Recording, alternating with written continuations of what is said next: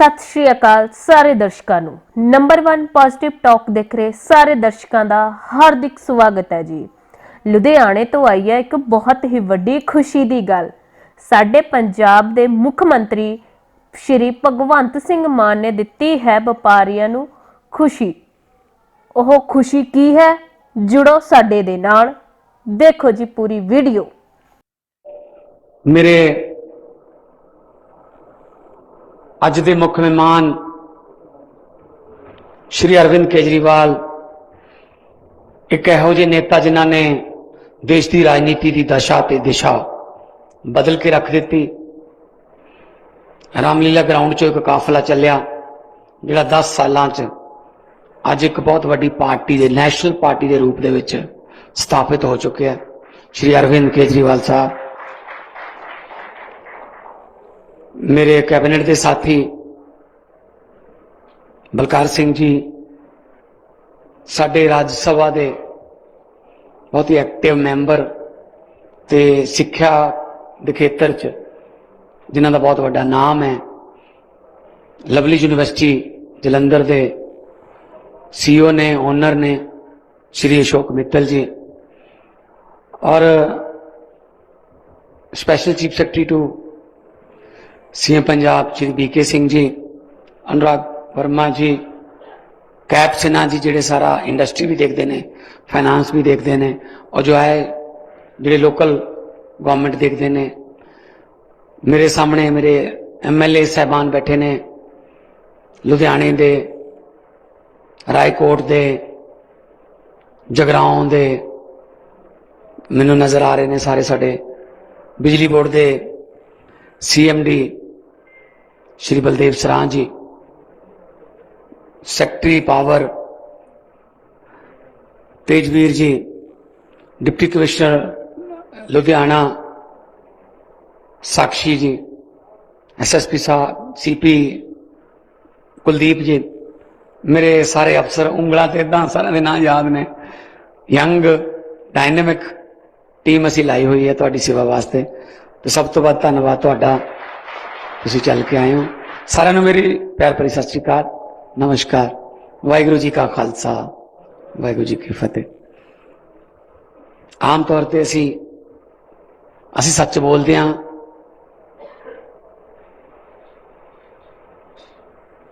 अज तो 2-3 महीने पहला भी इत्थे फंक्शन किया सी, तो मैं तुहानूं कहा सीगा कि असीं अज ये प्रोग्राम वोटां लैण वास्ते नहीं आए, पर अज मैं तुहानूं एक पहले ही कह देना, असीं वोटां लैण वास्ते आए हैं। सच बोल रहे सी, क्योंकि उस वेले नहीं आए सी, उस वेले कोई पता नहीं सी की होऊगा किवें होऊगा। हुण जदों देश इलैक्शन मोड च जा रहा है तो एक पोलीटिकल पार्टी के प्रधान होने के नाते, प्रधान भी हाँ पंजाब का मैं, तो मेरे नैशनल प्रधान के मौजूदगी च, तो फिर मैं तुहानूं दस दिना कि वोटां कादे वास्ते लैण आए हैं। वोटां असीं अपनियां कुर्सियां वास्ते लैण नहीं आए। असीं कोई वो वोटां अपने पुत्त पोतियां नूं रेते दीयां खड्डां दबाउण वास्ते वोटां मंगण नहीं आए। असीं कोई ट्रांसपोर्टां च हिस्सा पाउण नूं वोटां मंगण नहीं आए। असीं कोई ब्रैड की कंपनी नाल 1 रुपया साझा करन नहीं आए भी वोटां दे दो। असीं कोई हवेलियां नहीं दबण वास्ते वोटां मंगण आए। असीं कोई सिसमा महल बनाउण वास्ते वोटां मंगण नहीं आए। असीं वोटां तुहाडे बच्चों वास्ते मंगण आए हां। एक बारी नैशनल लैवल की शक्ति साडे हत्थ दे दोगे, तुहाडे बच्चों के हत्थ होर मजबूत कर देंगे, तुहाडा फ्यूचर होर असीं महफूज कर देंगे, सुरक्षित कर देंगे। क्योंकि जिस तरीके की सरकारां चल रही हैं, काम नहीं करन देंदे, खास तौर पर नॉन BJP गवर्नमेंट जिहड़ी स्टेट्स ने, तमिलनाडु हो गया, केरला हो गया, झारखंड हो गया, बंगाल हो गया, दिल्ली ते पंजाब। मैनू नहीं समझ लगती कि साडे फैडरल गवर्नमेंट जिहड़ी है, प्रधानमंत्री सब दा सांझा हुंदा है। प्रधानमंत्री किसी एक थां दा नहीं हुंदा, एक खित्ते दा नहीं हुंदा, सारे देश दा हुंदा। पता नहीं उन्हें 4-5 स्टेटां ते लाल लकीर क्यों मार रखी है कि इन्हों कुछ नहीं कर देना। कि इत्थे लोग नहीं रहिंदे, कि इत्थों के लोग देश के रखवाले नहीं है, कि इत्थों के लोग देश भगत नहीं है, कि इत्थों के लोग टैक्स नहीं देंगे। लकीर मार रखी है बस। गलत गल है। इस तरह का देश दे ही देश ना वितकरा चंगा नहीं। अंग्रेज आए सी लुट के लै गए, वो तो लुट्टण ही आए सी, पर दुख इस गल दे साडे अपने सानू ही लुट्टी जांदे, साडा ही पैसा रोकी बैठे। 8,000 करोड़ रुपया सेंट्रल गवर्नमेंट रोकी बैठी है पंजाब का।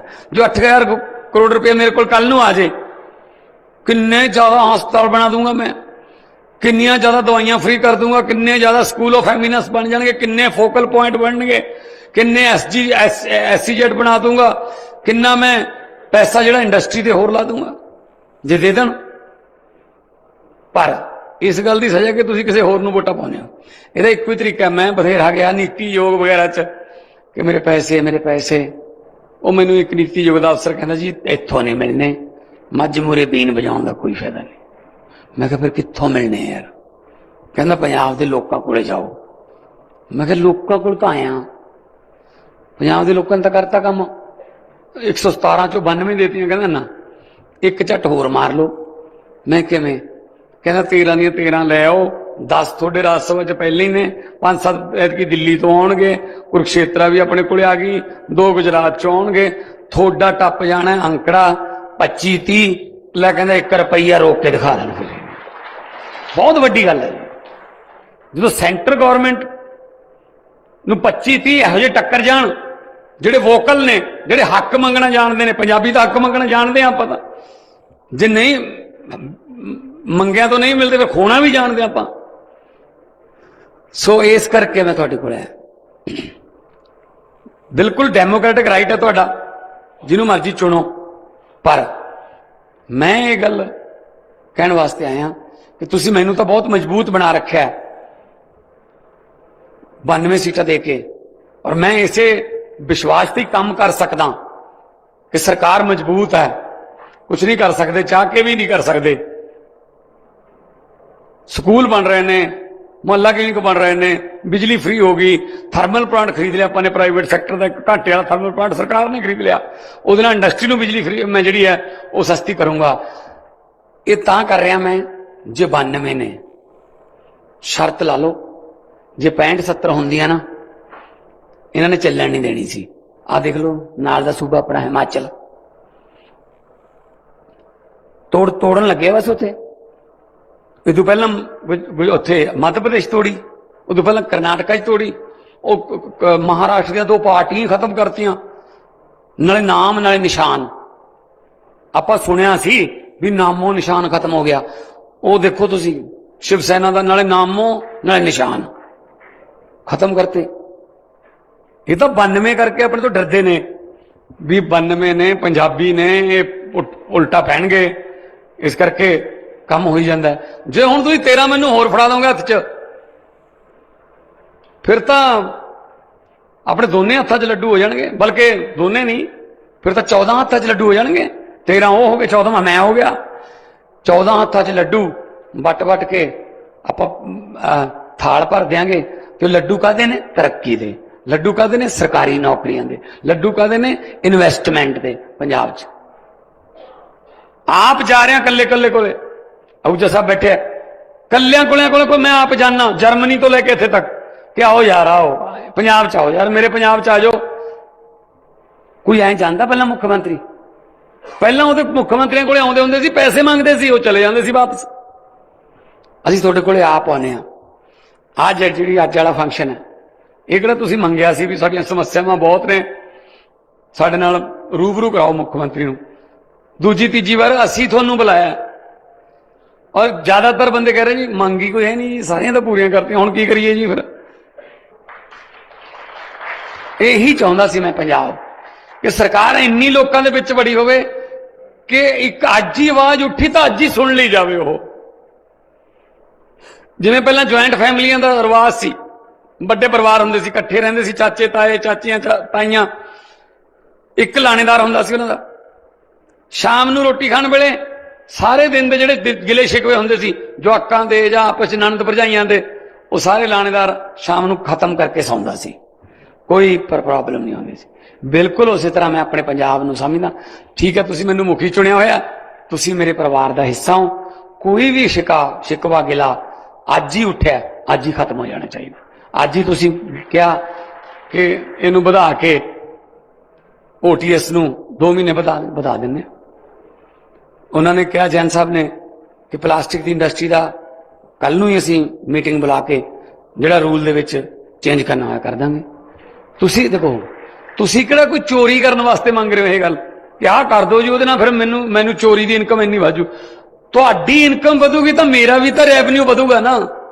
ਤੁਸੀਂ ਤੁਹਾਡਾ ਵੱਧ ਪਲਾਸਟਿਕ ਵਿਕੂਗਾ ਤਾਂ ਮੇਰੇ ਕੋਲ ਹੀ ਆਊਗਾ ਨਾ GST ਜਾਂ ਉਹਦਾ ਜਿਹੜਾ ਉੱਤੇ ਟੈਕਸ ਹੈ, ਉਹ ਮੇਰੇ ਖਜ਼ਾਨੇ 'ਚ ਆਊਗਾ ਤਾਂ ਮੈਂ ਖਜ਼ਾਨੇ 'ਚੋਂ ਤੁਹਾਡੇ ਤੇ ਵਾਪਸ ਲਾਊਂਗਾ ਕਿ ਕਿਸੇ ਨਾ ਕਿਸੇ ਤਰੀਕੇ ਨਾਲ। ਵੱਧ ਬੱਚਿਆਂ ਨੂੰ ਨੌਕਰੀਆਂ ਦੇ ਦਾਂਗੇ, ਬਿਜਲੀ ਮਾਫ ਹੋਰ ਕਰ ਦਾਂਗੇ। ਵੱਡੀ ਗੱਲ ਜਿਹੜੀ ਮੈਂ ਤੁਹਾਨੂੰ ਦੱਸਣ ਲੱਗਿਆ, ਜਿਹੜਾ GVK ਦਾ ਥਰਮਲ ਪਲਾਂਟ ਸੀ 540 ਮੈਗਾਵਾਟ ਦਾ ਗੋਇੰਦਵਾਲ ਸਾਹਿਬ ਵਿਖੇ, ਪੰਜਾਬ ਸਰਕਾਰ ਨੇ 1 ਫਰਵਰੀ ਨੂੰ ਪੂਰੇ ਪੇਪਰਾਂ ਸਮੇਤ 1080 ਕਰੋੜ ਰੁਪਏ 'ਚ ਖਰੀਦ ਲਿਆ। ਕਿਉਂ ਖਰੀਦਿਆ? ਪਹਿਲਾਂ ਤਾਂ ਵੇਚਦੇ ਹੁੰਦੇ ਸੀ। ਨੀਲੋਂ ਵਾਲਾ ਰੈਸਟ ਹਾਊਸ, ਉਹ ਮੇਰੇ ਖਿਆਲ 'ਚ ਅਮਲਤਾਸ ਦਾ ਵੀ ਕਰਤਾ ਕੰਮ। ਇਧਰ ਅਮਲਤਾਸ ਹੈ ਨਾ, ਆਪਦੇ ਦੋਸਤਾਂ ਨੂੰ ਵੇਚ ਦਿੰਦੇ ਨੇ, ਉਹ ਬਾਅਦ 'ਚ ਉੱਥੇ 5 ਸਟਾਰ ਹੋਟਲ ਬਣਾ ਲੈਂਦੇ ਨੇ। ਇਹ ਦਿਖਾ ਦਿੰਦੇ ਨੇ ਸਾਡਾ ਘਾਟੇ 'ਚ ਹੈ। ਅਸੀਂ ਉਲਟਾ ਕੀਤਾ, ਅਸੀਂ ਘਾਟੇ ਚੱਲ ਰਿਹਾ ਕਿ ਪ੍ਰਾਈਵੇਟ ਆਪ ਖਰੀਦਿਆ। ਸਭ ਤੋਂ ਸਸਤਾ ਸੌਦਾ ਦੁਨੀਆ ਦਾ ਮੈਂ ਦੱਸਦਾ ਕਿਵੇਂ। ਰਨਿੰਗ ਕੰਡੀਸ਼ਨ 'ਚ ਹੈ। CM ਸਾਹਿਬ ਗਏ ਸੀ ਉੱਥੇ ਗੋਇੰਦਵਾਲ ਸਾਹਿਬ, ਸ਼੍ਰੀ ਗੁਰੂ ਅਮਰਦਾਸ ਥਰਮਲ ਪਲਾਂਟ ਦਾ ਨਾਮ ਰੱਖਿਆ। ਸ਼੍ਰੀ ਗੁਰੂ ਅਮਰਦਾਸ ਜੀ ਤੀਜੇ ਗੁਰੂ ਜਿਹੜੇ ਆਪਣੇ, ਸਾਰੀ ਜ਼ਿੰਦਗੀ ਉਹਨਾਂ ਦੀ ਸ਼੍ਰੀ ਗੋਇੰਦਵਾਲ ਸਾਹਿਬ ਵਿਖੇ ਬੀਤੀ। ਸਤੀ ਪ੍ਰਥਾ ਖਤਮ ਕੀਤੀ, ਲੰਗਰ ਪ੍ਰਥਾ ਸ਼ੁਰੂ ਕੀਤੀ, ਉੱਥੋਂ ਉਹਨਾਂ ਦੇ ਨਾਂ ਤੇ ਰੱਖਿਆ। ਸਾਡੇ ਕੋਲੇ ਕੋਲੇ ਦੀ ਖਾਨ ਹੈ ਪੰਜਾਬ ਕੋਲੇ, 2015 ਤੋਂ ਬੰਦ ਪਈ ਸੀ। ਝਾਰਖੰਡ 'ਚ ਹੈ, ਪਛਵਾੜਾ ਨਾਮ ਹੈ ਉਸ ਏਰੀਏ ਦਾ, ਬੰਦ ਪਈ ਸੀ। ਮੈਂ ਬਲਦੇਵ ਸਿੰਘ ਸਰਾਂ ਜੀ ਨੂੰ ਕਿਹਾ ਕਿ ਆਪਾਂ ਇਹ ਕੋਲੇ ਦੀ ਖਾਨ ਬੰਦ ਕਿਉਂ ਪਈ ਹੈ? ਕਹਿੰਦੇ ਜੀ ਪੁਰਾਣੀਆਂ ਸਰਕਾਰਾਂ ਨੇ, ਉਹ ਕਹਿੰਦੀ ਜੀ ਇੱਥੋਂ ਕੋਲਾ ਕੱਢਣ ਲੱਗ ਗਏ, ਆਪਾਂ ਨੂੰ ਪ੍ਰਾਈਵੇਟ ਵਾਲਿਆਂ ਤੋਂ ਉਹ ਮਾਲ ਪੱਤਾ ਨਹੀਂ ਮਿਲਣਾ। ਯਾਰ ਆਪਾਂ ਚਲਾਈਏ। ਕਹਿੰਦੇ ਜੀ ਜੇ ਤੁਸੀਂ ਕਹਿੰਦੇ ਚਲਾ ਦਾਂਗੇ। ਮਾਈਕ ਹੋਊਗਾ ਤੁਹਾਡੇ ਕੋਲੇ, ਮੈਨੂੰ ਦੱਸੋ ਜੀ। ਬਲਦੇਵ ਸਿੰਘ ਸਰਾਂ ਸਾਹਿਬ ਬਿਜਲੀ ਬੋਰਡ ਦੇ ਹੈੱਡ ਨੇ, ਤੇ ਕਿਵੇਂ ਫਿਰ ਕੋਲੇ ਦੀ ਖਾਨ ਚਲਾਈ ਆਪਾਂ? ਸਤਿ ਸ਼੍ਰੀ ਅਕਾਲ ਜੀ ਸਾਰਿਆਂ ਨੂੰ। ਬਿਲਕੁਲ ਇਹ ਜਿਹੜੀ ਖਾਨ ਚਲਾਉਣੀ ਸੀ, ਇਹਦੇ ਵਿੱਚ ਕਾਫੀ ਮਤਲਬ ਡਿਚੜਾਂ ਸੀਗੀਆਂ, ਔਰ ਖਾਸ ਕਰਕੇ ਇੱਥੋਂ ਤੱਕ ਕਿ ਜਿਹੜੀ ਝਾਰਖੰਡ ਦੀ ਸਰਕਾਰ ਹੈ ਉਹਦੇ ਨਾਲ ਵੀ ਕਾਫੀ ਮਸਲੇ ਸੀਗੇ। CM ਸਾਹਿਬ ਨੂੰ ਅਸੀਂ ਕਿਹਾ ਕਿ ਅਸੀਂ ਬਿਲਕੁਲ ਅੱਗੇ ਲੱਗ ਕੇ ਉਹ ਕੰਮ ਕਰਦੇ ਹਾਂ ਜੀ, ਪਰ ਸਾਨੂੰ ਜਿੱਥੇ ਜਿੱਥੇ ਡਿੱਕਾ ਆਊਗਾ ਉੱਥੇ ਤੁਹਾਡੀ ਜ਼ਰੂਰਤ ਪਏਗੀ। ਤਾਂ CM ਸਾਹਿਬ ਨੇ ਉੱਥੋਂ ਦੇ ਮੁੱਖ ਮੰਤਰੀ ਸਾਹਿਬ ਜੀ ਨਾਲ ਜੀ ਤੇ ਤੇਜਵੀਰ ਜੀ ਹੋਰਾਂ ਨੇ, ਔਰ ਸਾਰਿਆਂ ਨੇ ਅਸੀਂ ਲੱਗ ਕੇ ਜਿਹੜੇ ਉੱਥੋਂ ਦੇ ਹੇਠਲੇ ਅਫਸਰਸ਼ਾਹੀ ਸੀ ਔਰ ਜੋ ਮਿਨਿਸਟਰੀ ਆਫ ਕੋਲ ਸੀ ਉਹਨਾਂ ਨਾਲ, ਔਰ ਨਾਲ ਹੀ ਜਿਹੜੇ ਉੱਥੋਂ ਦੇ ਬਹੁਤ ਵੱਡੇ ਮਸਲੇ ਸੀ, ਪੁਰਾਣੀ ਜਿਹੜੀ ਜੋ ਵੀ ਉੱਥੇ ਵਰਕਰ ਸੀਗੇ ਉਹਨਾਂ ਦੇ ਬਹੁਤ ਵੱਡੇ ਮਸਲੇ ਸੀ, ਸਾਰੇ ਉਹ ਅਸੀਂ ਮਸਲੇ ਹੱਲ ਕਰਕੇ ਉੱਥੋਂ ਜਿਹੜੀ ਖਾਨ ਜਿਹੜੀ ਆ ਆਪਣਾ ਸੀਗਾ ਕੋਲਾ 70 ਲੱਖ ਟਨ ਕੋਲਾ ਉੱਥੋਂ ਸਾਨੂੰ ਆਏਗਾ ਜੀ।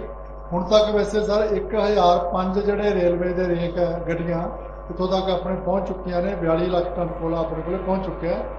70 ਲੱਖ ਟਨ ਪਰ ਈਅਰ। ਹੁਣ ਉਹ 'ਚ ਦਿੱਕਤ ਕੀ ਸੀ? ਕੋਲਾ ਜ਼ਿਆਦਾ ਹੋ ਗਿਆ, ਔਰ ਕੋਲੇ ਨੂੰ ਸਿਰਫ ਸਰਕਾਰੀ ਥਰਮਲ ਪਲਾਂਟ 'ਚ ਯੂਜ਼ ਕਰ ਸਕਦੇ ਹਾਂ। ਇਹ ਕੋਲ ਇੰਡੀਆ ਦਾ ਰੂਲ ਹੈ। 1 ਲੱਖ ਟਨ ਦੇ ਨਾਲ ਸਰ 11 ਕਰੋੜ ਦਾ ਜਿਹੜਾ ਹੈ ਫਾਇਦਾ ਹੋਣਾ। ਮਤਲਬ 1 ਲੱਖ ਟਨ ਕੋਲਾ ਉੱਥੋਂ ਕੱਢਣ ਨਾਲ ਜਿਹੜਾ ਕੋਲਾ ਆਪਾਂ ਦੂਜੇ ਪਾਸੇ ਖਰੀਦਦੇ ਸੀ ਜਿਹੜਾ, ਹਾਂਜੀ 11 ਕਰੋੜ ਦਾ ਫਾਇਦਾ ਹੋਣਾ। ਲਗਭਗ ਮਤਲਬ 700-800 ਕਰੋੜ ਰੁਪਏ ਦਾ ਸਾਲਾਨਾ ਉੱਥੋਂ ਜਿਹੜਾ 700-800 ਕਰੋੜ। Thank you. ਔਰ ਨਾਲ ਫਿਰ ਸਾਨੂੰ ਰੁਕਣਾ ਪੈਂਦਾ ਸੀ।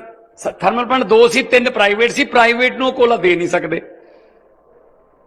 ਤਾਂ ਅਸੀਂ ਕੀ ਕਿਹਾ ਕਿ ਕੋਲਾ 10-10 ਦਿਨ ਵਾਸਤੇ ਸਾਨੂੰ ਕਹਿਣਾ ਪੈਂਦਾ ਸੀ ਕੋਲ ਇੰਡੀਆ ਨੂੰ ਕਿ ਸਾਨੂੰ 10 ਦਿਨ ਦੀ ਛੁੱਟੀ ਦਿਓ, ਅਸੀਂ ਕੋਲਾ ਸਾਡੇ ਕੋਲ ਬਹੁਤ ਜ਼ਿਆਦਾ ਆ ਗਿਆ। ਜਦੋਂ ਆ ਪਤਾ ਲੱਗਿਆ कि जीवीके वाले घाटे चल रहे हैं क्योंकि इन्हों कोला महंगा मिलता प्राइवेटा नूं।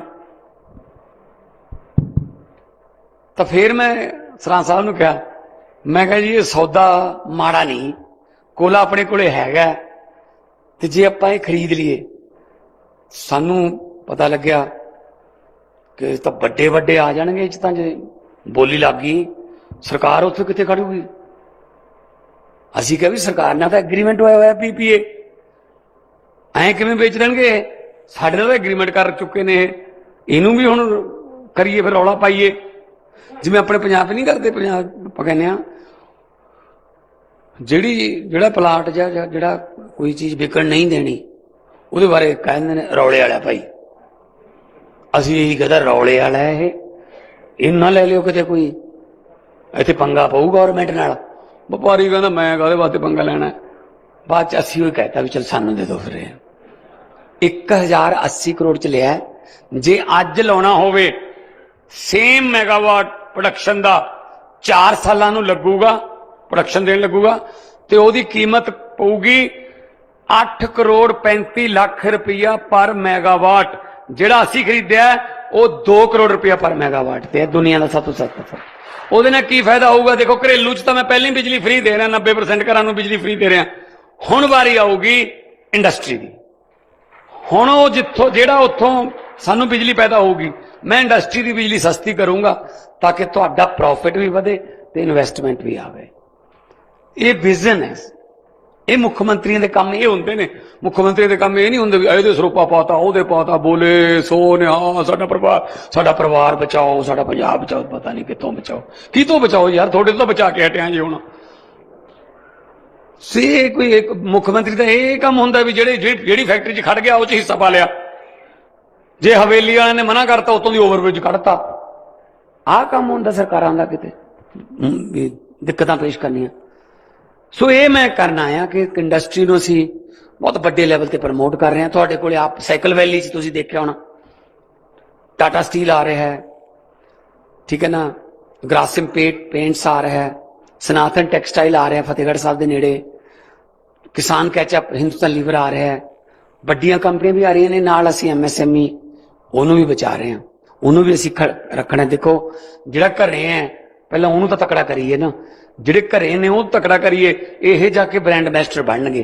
क्योंकि ਜਿਹੜਾ टाटा स्टील है ਜਾਂ ਜਿਹੜਾ सनातन है ਜਾਂ ਜਿਹੜਾ कारगिल है ਜਾਂ ਜਿਹੜਾ गोदरेज है, ये ਐਵੇਂ नहीं पैसा लाउंदे, ये पहला लोकल तो पुछदे ने माहौल किवें है, लॉ एंड ऑर्डर किवें है, कोई प्रॉब्लम तो नहीं। फिर जे यही लॉ एंड ऑर्डर नूं प्रभावित रहणगे MSME वाले, ये क्यों कहणगे भी इत्थे ना ही असीं तां आप लैके जाण नूं फिरदे आपदी वाली फैक्टरी। ਇਹਦਾ मतलब उन्हां दा इत्थे आउण दा मतलब साडे MSME वालियां ने भी हामी भरी है ते उन्हां नूं भी यकीन होया कि पंजाब च लॉ एंड ऑर्डर जिहड़ा वो बिल्कुल क्लियर। नहीं तो टाटा स्टील अपना सैकेंड बिगेस्ट आफ्टर जमशेदपुर लुधियाने च नहीं लाउंदा सी जे लॉ एंड ऑर्डर की दिक्कत होंदी। सो इस गल्लों असीं तुहानूं श्योरिटी दवाउने आ। हर रोज तुसीं देखदे होवोगे पुलिस नूं असीं अपडेट कर रहे हैं, पुलिस नूं नवीआं गड्डियां, लेटेस्ट गड्डियां, नवीं पुलिस पैदा करती SSF जिहड़ी सड़कां ते सिर्फ जाना बचाउंदी है। तुसीं हैरान हो जाओगे, 17 तो 18 मौतां दी एवरेज सी एक दिन दी per day on the spot. जदों दी SSF बनाई है 1 फरवरी नूं बनाई है, मेरे को 15 दिन की रिपोर्ट आई है, 15 फरवरी तक उन्होंने 124 बंदे मौके ते पट्टी करके फर्स्ट एड देके भेजते, 204 बंदे हस्पतालों जख्मी जिहड़े सीगे हस्पतालों च दाखिल कराए ते 15 दिन की SSF की रिपोर्ट है सिर्फ 13 मौतां ने, कित्थे एक दिन दी 17 सी। बहुत वड्डी गल है। और जिहड़े ट्रक खराब हो गए या कोई होर उन्होंने चक के पासे करता है, तो मतलब बहुत सारे एक्सीडेंट होए ही नहीं। बहुत बड़ा फायदा होगा इस चीज़ का। तुहानूं आले दुआले हुण शानदार गड्डियां तुहानूं जिहड़ियां सड़क ते मिलणगीਆਂ ਉਹ समझ लो पुलिस दीयां ने। पहला सब तो टुट्टियां पुलिस कोले हुंदियां, धक्का स्टार्ट पुलिस कोले, मूरला बंपर किसी होर मॉडल का, मगरला बंपर किसी होर मॉडल का, नंबर पता नहीं कित्थों का। बल्कि कई बार तो थाने च बेचारे अपराधियों की मिन्नतां करके रहे, तेरे वाला मोटरसाइकिल ले जा यार, थोड़ा जिहा मैं लैके जाना यार ज्यादा। आह हालत करती साडी पुलिस की। असीं उन्हां नूं इज्जत देने, वो भी अपने भरा ने, वो भी अपने धियां पुत्त ने, इज्जत देने। और नाल डिग्रियां मुताबिक नौकरियां ने।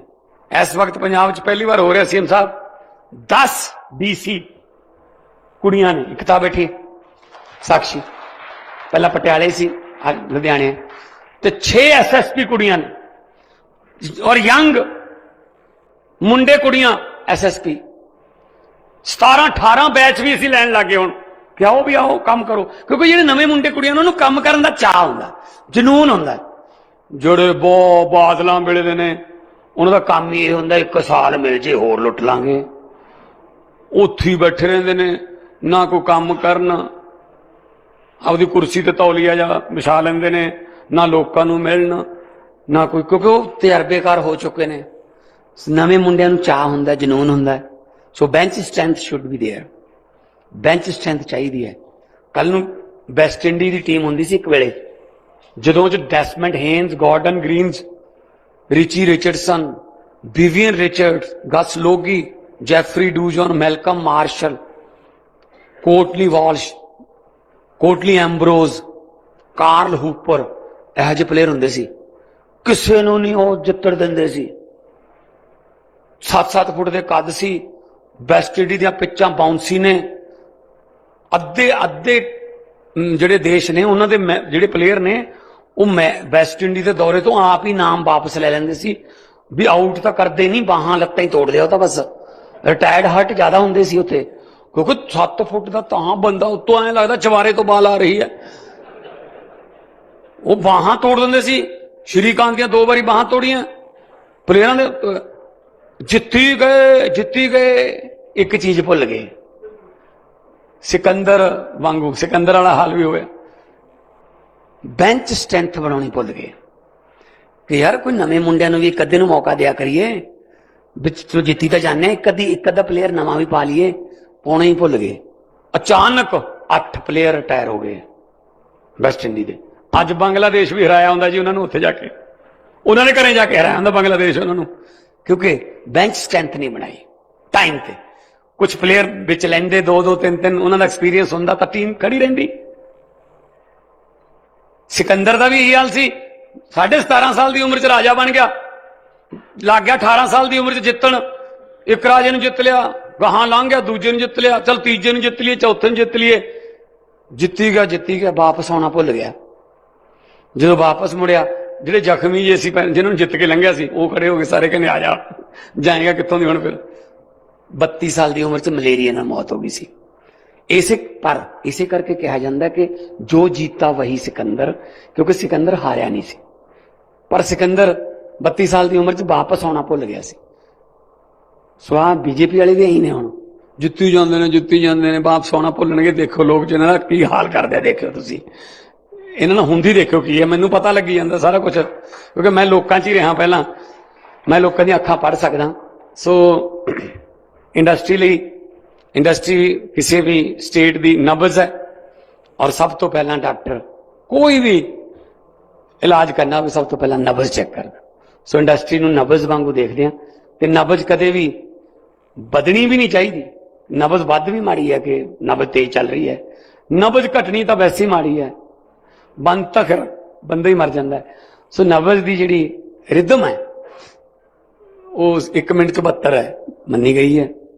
ਇਹ ਵੀ ਮੈਂ ਤਾਂ ਦੱਸ ਰਿਹਾ ਕਿਉਂਕਿ ਮੇਰੇ ਘਰੇ ਡਾਕਟਰ ਹੈ ਨਾ, ਹੋਰ ਮੈਂ ਕੋਈ ਐ ਨਹੀਂ ਡਾਕਟਰੀ ਦੀਆਂ ਵੀ ਮੈਂ ਸਾਰੀਆਂ ਦੱਸੀਆਂ ਵਾ। 1 ਮਿੰਟ 'ਚ 72 ਵਾਰ ਹੁੰਦੀ ਹੈ। ਜਿਹੜੇ ਡਾਕਟਰ ਨੇ ਉਹ 10 ਸਕਿੰਟ ਦੇਖਦੇ ਨੇ, 10 ਸਕਿੰਟਾਂ 'ਚ 12 ਵਾਰ ਹੋਣਾ ਚਾਹੀਦਾ। ਤੁਸੀਂ ਵੀ ਚੈੱਕ ਕਰ ਲਿਆ ਕਰੋ ਭਾਵੇਂ ਆਪਣਾ, ਜੇ 10 'ਚ 12 ਹੈ ਫਿਰ ਠੀਕ ਹੈ, ਫਿਰ ਜਾਣ ਦੀ ਲੋੜ ਨਹੀਂ। ਸੋ ਇਹ ਛੋਟੇ ਛੋਟੇ ਨੁਸਖੇ ਜੇ ਮੈਨੂੰ ਘਰੋਂ ਮਿਲ ਜਾਂਦੇ ਆ ਥੋੜੇ ਜਿਹੇ ਨਾ। ਸੋ ਮੈਂ ਤੁਹਾਡਾ ਵੀ ਬਹੁਤ ਬਹੁਤ ਧੰਨਵਾਦ ਕਰਦਾ। ਤੁਸੀਂ ਜਦੋਂ ਆਉਂਦੇ ਆ ਐਂ ਲੱਗਦਾ ਇਦੋਂ ਵੱਧ ਪਿਆਰ ਤਾਂ ਕੀ ਮਿਲੂਗਾ। ਹਰ ਵਾਰੀ ਤੁਸੀਂ ਆਪਣਾ ਹੀ ਰਿਕਾਰਡ ਤੋੜ ਲੈਂਦੇ ਹੋ। ਸੋ ਲੁਧਿਆਣੇ ਵਾਲਿਓ, लोगों को अक्सर कहते सुना है, जिंदा रहे तो फिर मिलेंगे, लेकिन इस दिल ने कहा है जिंदा रहे तो फिर मिलेंगे, मिलते रहे तो जिंदा रहेंगे। तो ਤੁਹਾਨੂੰ ਸਾਰਿਆਂ ਨੂੰ ਬਹੁਤ ਬਹੁਤ ਵਧਾਈਆਂ, ਔਰ ਆਉਣ ਵਾਲੇ ਦਿਨਾਂ 'ਚ ਤੁਹਾਡੇ ਕੋਲੇ ਝਾੜੂ ਦਾ ਚੋਣ ਨਿਸ਼ਾਨ ਲੈ ਕੇ ਵੀ ਆਵਾਂਗੇ। ਤੇ ਵੈਸੇ ਤੁਸੀਂ ਹੁਣੇ ਜਿਹੜੇ ਆਪਣੇ ਆਪਣੇ ਘਰਾਂ 'ਚ ਜਿਹੜੇ ਝਾੜੂ ਲਾਉਣ ਆਉਂਦੇ ਆ ਉਹਨੂੰ ਕਹਿ ਦਿਓ ਇੱਕ ਦੀ ਥਾਂ ਤੇ ਭਾਵੇਂ 2-2 ਵਾਰੀ ਲਾ ਦਿਆ ਕਰੋ। ਝਾੜੂ ਲਾਉਣ ਦੀ ਬਹੁਤ ਸਖਤ ਜ਼ਰੂਰਤ ਹੈ। हाँ, विरोधी पार्टियां ने तो 2022 ਚ ਹੀ ਝਾੜੂ ਵਾਲੇ ਆਪਣੇ ਘਰਾਂ ਚੋਂ ਬੰਦ ਕਰਤੇ ਸੀ, ਕਹਿੰਦੇ ਪੋਚਾ ਲਾਇਆ ਕਰੋ, ਤੜਕੀ ਤੜਕੀ ਝਾੜੂ ਨਾ ਦਿਖਾਇਆ ਕਰੋ, ਸਾਨੂੰ ਕਾਉ ਮਾਉ ਜਿਹਾ ਲੱਗਦਾ, ਹੋਰ ਹੀ ਤਰ੍ਹਾਂ ਦਾ ਝਾੜੂ ਦੇ ਮਾਂਜੇ ਹੋਏ ਆ। ਸੋ ਇਸ ਕਰਕੇ ਅਰਵਿੰਦ ਕੇਜਰੀਵਾਲ ਜੀ ਨੇ ਝਾੜੂ ਇਹ ਜਿਹੜਾ ਦਿੱਤਾ ਹੈ, ਇਹਦੇ ਨਾਲ ਆਪਾਂ ਪਹਿਲਾਂ ਦੁਕਾਨ ਜਾਂ ਮਕਾਨ ਸਾਫ਼ ਕਰ ਦਿੰਦੇ ਸੀ, ਹੁਣ ਇਸ ਝਾੜੂ ਨਾਲ ਪੂਰਾ ਹਿੰਦੁਸਤਾਨ ਸਾਫ਼ ਕੀਤਾ ਜਾਊਗਾ। ਬਹੁਤ ਬਹੁਤ ਧੰਨਵਾਦ, ਬਹੁਤ ਬਹੁਤ ਮਿਹਰਬਾਨੀ।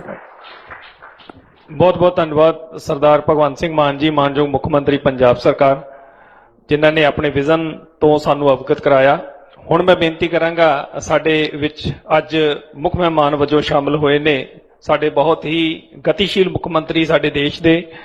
ਮੈਂ ਉਹਨਾਂ ਨੂੰ ਬੇਨਤੀ ਕਰਾਂਗਾ, ਸ਼੍ਰੀ ਅਰਵਿੰਦ ਕੇਜਰੀਵਾਲ ਜੀ, ਮਾਨਯੋਗ ਮੁੱਖ ਮੰਤਰੀ ਦਿੱਲੀ, ਕਿ ਉਹ ਮਾਈਕ ਤੇ ਆਣ ਤੇ ਆਪਣਾ ਜੋ ਵਿਜ਼ਨ ਹੈ ਉਹ ਸਾਡੇ ਨਾਲ ਸਾਂਝਾ ਕਰਨ। ਸ਼੍ਰੀ ਅਰਵਿੰਦ ਕੇਜਰੀਵਾਲ ਜੀ, मानयोग मुख्य मंत्री दिल्ली।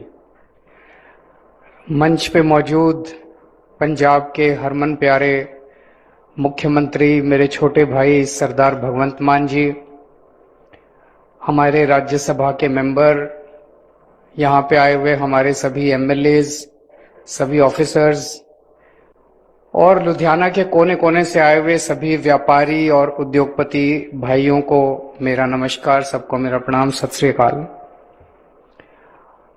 उद्योग की और व्यापार की बात शुरू करने के पहले एक आपको खुशखबरी देना चाहता हूं। अभी थोड़ी देर पहले हम सब लोग लुधियाना में आज एक बहुत ही शानदार स्कूल की शुरुआत हुई है। उसका नाम है school of excellence, school of eminence. सरकारी स्कूल है। मैं जानता हूं कि यहां जितने लोग इस हॉल में बैठे हुए हैं, आप लोगों को भगवान ने जिंदगी में बहुत कुछ दिया है, और मैं समझता हूं कि आप में से शायद किसी को भी सरकारी स्कूल में इंटरेस्ट नहीं होगा। मैं जान सकता हूं अगर यहां किसी का भी बच्चा सरकारी स्कूल में पढ़ता है तो जरा हाथ खड़ा कर दे। 3 लोगों के बच्चे पढ़ते हैं यहाँ पे, और लगभग 500-600 लोग, 4-5-6 लोगों के बच्चे। आपके सबके बच्चे प्राइवेट स्कूलों में पढ़ते होंगे। एक मेरी गुजारिश है, आज जिस स्कूल का हम उद्घाटन करके आए हैं, मेरे कहने से, मेरे रिक्वेस्ट करने पे, अगले हफ्ते 10 दिन में एक बार उस स्कूल का राउंड मार के आ जाना, अंदर से घूम के आ जाना। मैं चैलेंज करता हूं कि आपका बच्चा जिस प्राइवेट स्कूल में पढ़ता है उससे कम से कम 10 गुना ज्यादा अच्छा आज का सरकारी स्कूल है जिसका उद्घाटन किया गया है। इंदिरापुरी में है, इंदिरापुरी, वर्धमान के पास। और उसी के सामने हम किसी की बुराई नहीं करना चाहते, उसी के सामने एक प्राइवेट स्कूल है जो कि बहुत अच्छा माना जाता है। लेकिन आज जब उस सरकारी स्कूल का उद्घाटन कर रहे थे, वहां पे हमने बच्चों से पूछा, कई बच्चे, हम कई क्लासेस के अंदर गए, कई बच्चों से हमने पूछा, हर क्लास में लगभग 30-40% बच्चे प्राइवेट स्कूल, बड़े बड़े प्राइवेट स्कूल, जो बेस्ट प्राइवेट स्कूल है लुधियाना के, उनको छोड़ छोड़ के सरकारी स्कूल में एडमिशन लेने के लिए आए हैं। फिर हमने कई सारे पेरेंट्स से बात की, हमने कहा आपने अपने बच्चे को प्राइवेट स्कूल से निकाल के सरकारी स्कूल में क्यों भर्ती कराया? कहते सर, जब ये स्कूल बन के तैयार हुआ, हम एक राउंड मार के गए और हमें विश्वास नहीं हुआ कि ऐसा सरकारी स्कूल हो सकता है। हमारे बच्चे जिन प्राइवेट स्कूलों में पढ़ रहे थे उनसे 10 गुना ज्यादा फैसिलिटीज यहाँ पे है। उस सरकारी स्कूल में बास्केटबॉल ग्राउंड है, उस सरकारी स्कूल में हर लैब, हर किस्म की एकदम मॉडर्न लैब्स हैं, chemistry lab, biology lab, physics lab, शानदार लेबोरेटरीज हैं, कंप्यूटर लैब, उसमें स्विमिंग पूल है। सरकारी स्कूल में स्विमिंग पूल है। मैं जानना चाहता हूं लुधियाना के किस प्राइवेट स्कूल में स्विमिंग पूल है? मुझे तो नहीं लगता किसी भी प्राइवेट स्कूल में सर स्विमिंग पूल। एक राउंड मार के आना आप स्कूल का, और आप अपने बच्चे को प्राइवेट से निकाल के सरकारी स्कूल में भर्ती कराना चाहोगे। लेकिन सरकारी स्कूल में अब एडमिशन इतनी आसानी से नहीं मिलता। वो जमाने गए जब सरकार, हैं जी, सॉरी,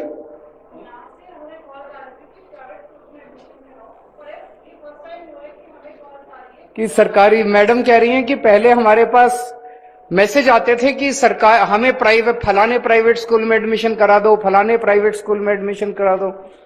अब हम लोगों के पास कॉल्स आती हैं कि सरकारी स्कूल में एडमिशन करा दो, लंबी लंबी लाइनें लगी हुई हैं। पिछले साल ये जो हमारे स्कूल ऑफ एमिनेंस बन रहे हैं, आज 13 नए स्कूल बनके 13 स्कूलों का उद्घाटन किया गया। अलग अलग शहरों में 13 स्कूल बने हैं। एक अमृतसर में पहले बन चुका था, 14 स्कूल बनके तैयार हो गए। पिछले साल इसमें इन स्कूल्स ऑफ एमिनेंस में एडमिशन आसानी से नहीं होता।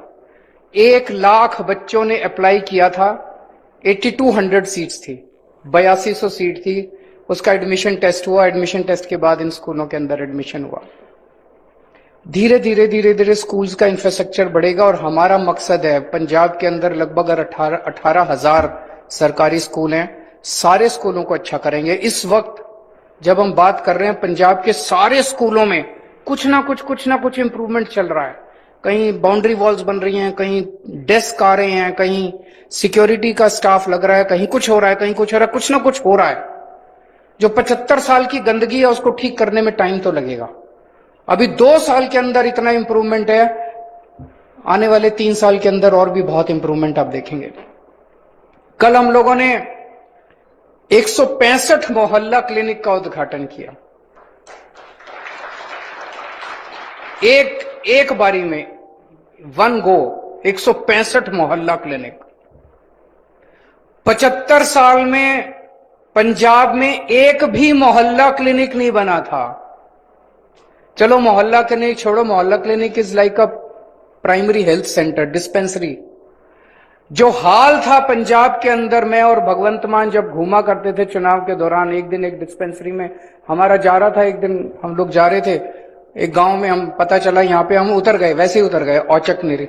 अंदर गए तो सारे कमरे बंद पड़े थे और कुत्ते घूम रहे थे कॉरिडोर के अंदर। ये हाल होता था प्राइमरी हेल्थ सेंटर। और अब जो मोहल्ला क्लिनिक बन रहे हैं, शानदार मोहल्ला क्लिनिक, एयर कंडीशन, साफ सुथरे, एकदम मॉड्यूलर फर्नीचर, शानदार एनवायरनमेंट, कंप्यूटर लेके, टैबलेट लेके बैठी हैं वहां पे महिलाएं, रिसेप्शन पे डॉक्टर, वहां पे दवाइयां देने वाली। आपको किसी 5 स्टार अस्पताल से कम नहीं लगेगा हमारा मोहल्ला क्लिनिक। अब पंजाब के अंदर 829 मोहल्ला क्लिनिक बन गए हैं। पंजाब के कोने कोने में खोल रहे हैं मोहल्ला क्लिनिक। थोड़े से इलाके बच गए हैं, नहीं तो कोने कोने के अंदर मोहल्ला क्लिनिक है। कोई भी पैसे वाला आदमी जिसके पास 4 पैसे भी हैं, अगर घर में कोई बीमार हो, कोई सरकारी अस्पताल नहीं जाना चाहता है कि नहीं है? अपने आप को प्राइवेट में लेके जाएगा, चाहे छोटे प्राइवेट डॉक्टर के पास चला जाए, लेकिन सरकारी में कोई नहीं जाना चाहता। मुझे नहीं पता आप में से कितने, लुधियाना के अंदर भी अब कई खुल गए हैं मोहल्ला क्लिनिक। हाँ, कई सारे खुल गए हैं लुधियाना में भी। आप, मुझे नहीं पता आप में से कितने लोगों ने एक बार जाके देखना। आप गए हो? 90 नहीं होंगे, टोटल 829 पूरे पंजाब में है। लुधियाना में 90, मैडम बता रही है 90 मोहल्ला क्लिनिक खुल गए हैं। अच्छा,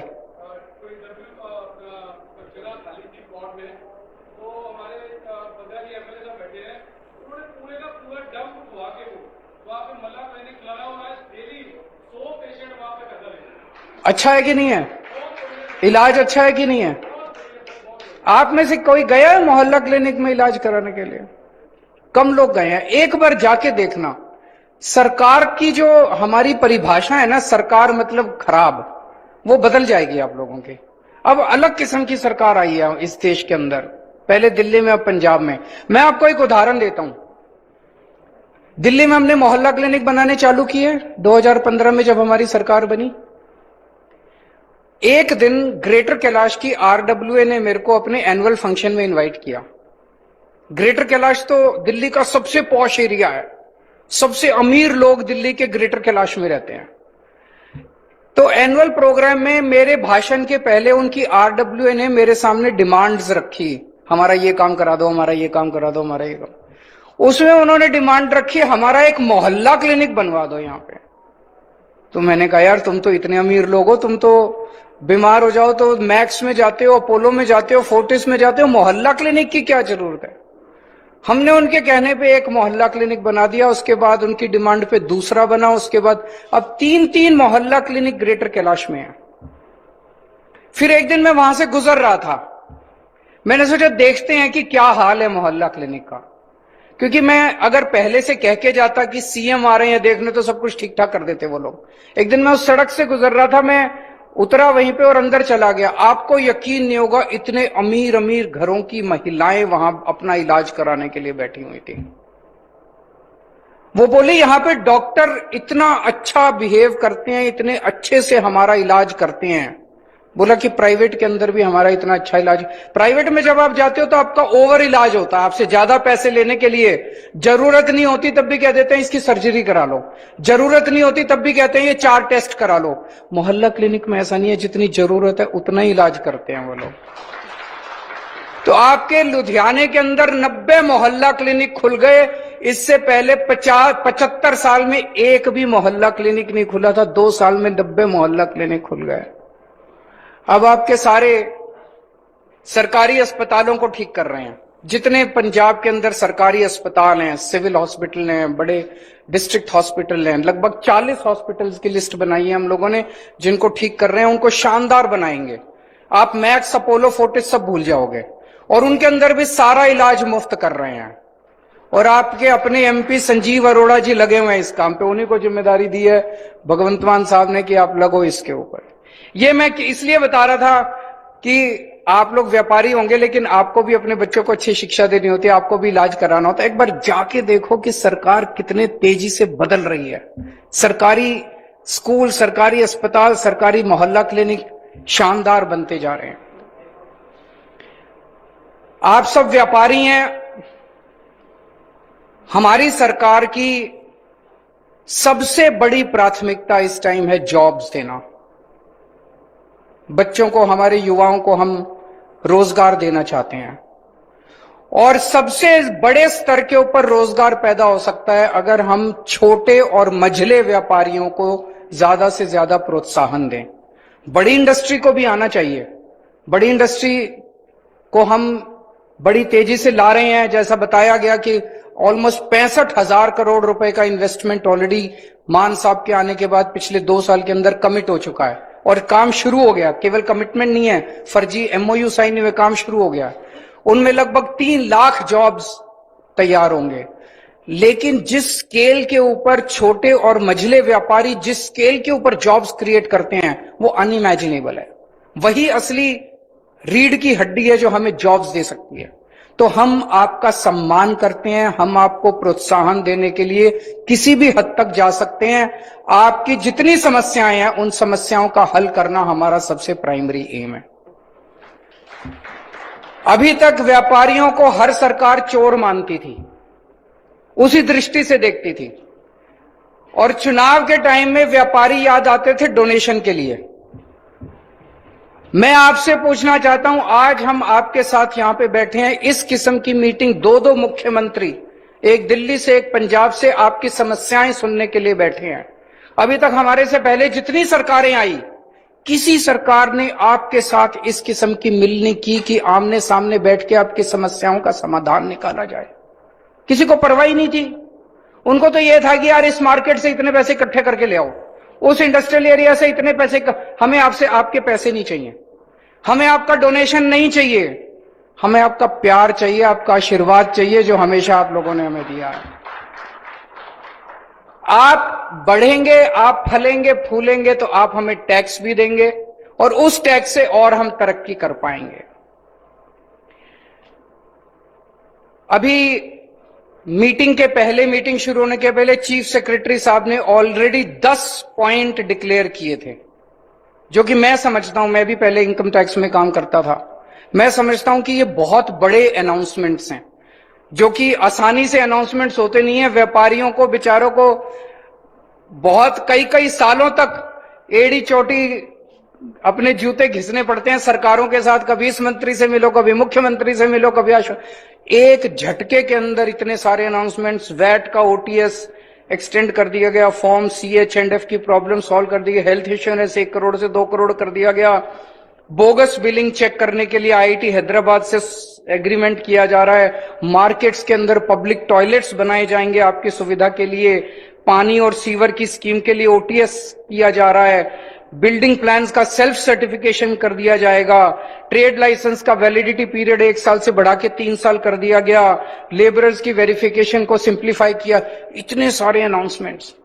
लेकिन सबसे बड़ी चीज मुझे अच्छी लगी आज, अभी अभी कुछ लोगों ने अपनी अपनी समस्याएं बताई, जैसे प्लास्टिक वालों ने बताई 120 माइक्रोन तक का, तो जी दिल्ली में भी माफ है, यहां भी कर दो। अगर हमारी सरकार बेईमान होती, भाई साहब ये प्लास्टिक वालों को पहले बुलाते और उनको बुलाते, हाँ भाई सबसे इकट्ठे कर लो और इकट्ठे करके इतने पैसे फलाने को पहुंचा दो, करते कि नहीं करते? यही चलता था अभी तक। इतनी बड़ी अनाउंसमेंट 2 मिनट के अंदर मान साहब ने और मैंने डिस्कस की, मान साहब ने, मैंने कहा हाँ करते थे तुरंत अनाउंसमेंट। क्यों? हमारी नीयत साफ है, हम पैसे कमाने नहीं आए, हम जो पैसे कमाते थे उनका धंधा बंद करने के लिए आए हैं, आपको सहूलियत देने के लिए आए हैं। इसलिए 2-2 मिनट के अंदर इतने बड़े बड़े अनाउंसमेंट हो रहे थे। आप में से किसी ने बताया कि यहां आने के पहले ही कई सारी चीजें आपके मार्केट के अंदर बिजली की तारें इधर उधर होती थी। तो अगर इस तरह की मिलनियां होती रहें तो अफसरशाही भी थोड़ा सा कंट्रोल में रहती है, उनको भी लगता है यार सीएम आ रहे हैं, उसके पहले सारा ठीक कर दो। तो ये जो आज मिलनी हुई है, ये ऐसा नहीं है कि आज बस चुनाव के पहले में वोट चाहिए, जैसे मान साहब ने बताया, और क्यों चाहिए उस पर भी आऊंगा मैं। लेकिन इस किस्म की मिलनी होती रहनी चाहिए ताकि समय समय पे आपकी समस्याएं हम तक, आज हम जितनी समस्याओं का समाधान बता के जा रहे हैं, इसका मतलब ये नहीं जिंदगी में और समस्याएं नहीं आएंगी, और भी समस्याएं आएंगी। हम आपके बीच में लगातार आते रहेंगे, बीच बीच में आप भी आते रहिए, हमारे पास चाय पीने के लिए आ जाया कीजिए, कभी कभी चाहे कोई काम नहीं हो वैसे ही आ जाया कीजिए मिलने के लिए। ये मिलना जुलना चलते रहना चाहिए। तो इतनी सारी समस्याएं आपकी इस मीटिंग के पहले ही सॉल्व हो गई। अब आते हैं कि पिछले कुछ 2 साल में आपने देखा होगा, मान साहब ने बिल्कुल सही बताया, आज देश के अंदर जो माहौल चल रहा है, जितनी नॉन बीजेपी गवर्नमेंट्स हैं उनको काम करने से रोका जा रहा है। दिल्ली तो कहते हैं हाफ स्टेट है, चलो हाफ स्टेट है, वहां तो हमें कुछ नहीं करने देते, इनसे रोज लड़ लड़ के मेरा दिल जानता है इस पे एक पीएचडी होनी चाहिए, नोबेल प्राइज मिलना चाहिए मुझे एडमिनिस्ट्रेशन के अंदर, कि मैं कैसे दिल्ली चला रहा हूं और कैसे दिल्ली में हमने इतने काम कर लिए। लेकिन जो फुल स्टेट है, पंजाब फुल स्टेट है, तमिलनाडु फुल स्टेट है, केरला फुल स्टेट है, तेलंगाना फुल स्टेट है, लेकिन वह बीजेपी की सरकार नहीं है तो कहते हैं काम नहीं करने देंगे।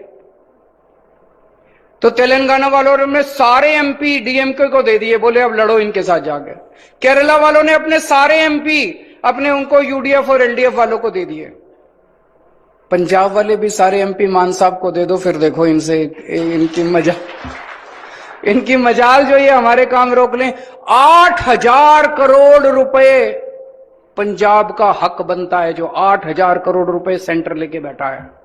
आपके पैसे नहीं दे रहे, गुंडागर्दी है, पैसे नहीं दे रहे, बस नहीं दे रहे। रूरल डेवलपमेंट आरडीएफ का पैसा है और कई सारे हेड के अंदर है। 8,000 करोड़ रुपए आ जाएं, आप सोचो कितनी सड़कें, कितने मोहल्ला क्लिनिक, कितने स्कूल बन जाएंगे, कितना काम हो जाएगा। क्यों नहीं दे रहे? इसलिए नहीं दे रहे, आज अकेला भगवंत मान लड़ रहा है इनसे, बीजेपी वालों से भी, गवर्नर से भी और केंद्र सरकार से भी। आप ये 13 सीट दे दोगे, भगवंत मान के 13 हाथ हो जाएंगे। ये 13 के 13 दिल्ली बैठ के सारा दिन इनसे लड़ेंगे, इनकी जान खा जाएंगे, सारा पैसा लेके आएंगे, आपका एक एक पैसा। 26 जनवरी को पंजाब की झांकी नहीं लगने दी इन्होंने, 26 जनवरी की परेड में। क्यों भाई? पंजाब इस देश का हिस्सा नहीं है? पंजाब की झांकी क्यों नहीं लगने दी? पहले अफवाह फैला दी, भगवंत मान ने अपनी फोटो लगा रखी है, फिर भगवंत मान ने झांकी पब्लिक कर दी कि देख लो। उसमें किसकी फोटो थी? भगत सिंह की फोटो थी, करतार सिंह सराबा की फोटो थी, लाला लाजपत राय की फोटो थी। और केंद्र सरकार कहता है हमने पंजाब की झांकी रिजेक्ट कर दिया। अरे तुम होते कौन हो भगत सिंह की झांकी रिजेक्ट करने वाले? तुम्हारी औकात कैसे हो गई तुम्हारी भगत सिंह की झांकी रिजेक्ट करने की?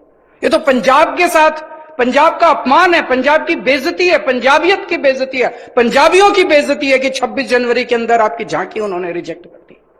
आज अगर आपके 13 एमपी होते ढंग के, ये सारे एमपी जो आज पंजाब के, कहां हैं ये लोग? क्यों नहीं आपकी आवाज उठाते? संसद में क्यों नहीं आपकी आवाज बनते? नहीं बनते ये क्यों? आज आप दे दीजिए 13 के 13 एमपी, फिर मजाल केंद्र सरकार की अगली साल 26 जनवरी की झांकी सबसे आगे होगी पंजाब की। देख, तो आपसे आज वोट मांगने आए हैं। मैं मानता हूं पहले समस्याएं समाधान करना है, फिर वोट चाहिए, लेकिन वोट अपने लिए मांगने नहीं आए। मुझे अपने बच्चों को नौकरी नहीं दिलानी, मुझे अपने परिवार को, भगवंत मान को, अपने परिवार को सेट नहीं करना। हम सारे सेट हैं। आपके बच्चों के लिए, आपके परिवार के लिए, पंजाब के लोगों के लिए, पंजाब को खुशहाल करने के लिए हमें आपका वोट चाहिए। हमें 13 की 13 सीट चाहिए। 13 सीट होगी, हमारी ताकत बनेगी। आज अगर आपने 92 सीट्स नहीं दी होती, हमारी सरकार गिर गई होती। रोज हमारे एमएलए से कांटेक्ट कर रहे हैं, कभी कहते हैं 25 करोड़ ले लो, कभी कहते हैं ये ले लो, वो ले लो। टूट नहीं रही हमारी, ना दिल्ली की सरकार टूट। दिल्ली वालों ने भी बड़ी मेहरबानी की, हमारे 62 सीट दे दी 70 में से। टूट नहीं रही हमारी सरकार। इसी तरह से 13 एमपी दे दो, फिर देखो जो चमत्कार होता है पंजाब के अंदर। आप सब लोगों का बहुत बहुत शुक्रिया। अंत में मैं फिर से यही कहूंगा, यहाँ जितने लोग बैठे हैं, एक बार स्कूल का चक्कर मार के आना और एक बार मोहल्ला क्लिनिक का चक्कर मार के आना। Thank you. बहुत बहुत धन्यवाद श्री अरविंद केजरीवाल जी, जिन्होंने अपने विचार साडे नाल सांझे कीते।